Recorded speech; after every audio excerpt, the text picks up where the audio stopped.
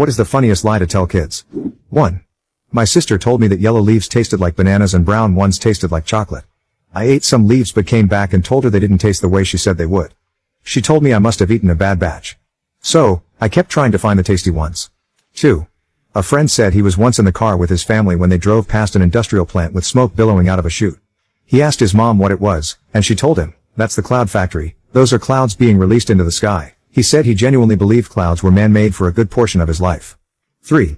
I told my 7-year-old sister that if you lick your fingers and wipe them in your ear, your hearing will get better.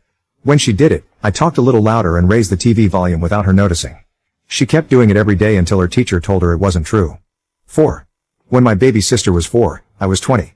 One day, it was storming loudly, with lightning and thunder, and she was terrified. Eventually, she fell asleep.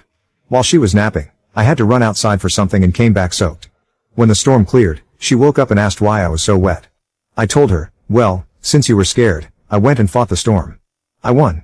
I pointed outside to the clearing sky. The awe on her face was priceless. For that day, I was her hero. 5.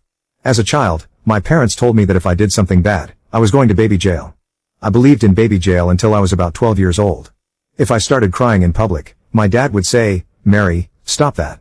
You don't want to go to baby jail, do you?" And I'd scream even louder, "I don't want to go to baby jail." I was a well-behaved kid until I realized baby jail wasn't real. Then I turned into a teenager, and when they told me juvenile detention was real, I didn't believe them. 6. That the human body is only allotted so many words a year, and if you talk too much now, you might not be able to talk for the rest of the year. 7. I was at my friend's house, and his 5-year-old nephew was there. The nephew stole my friend's phone, so I said, "Hey Brian, I'm going to have to call the invisible cops on my invisible phone." He laughed and said, "No, you won't." I pretended to hold my invisible phone and said, "Hello? Invisible cops?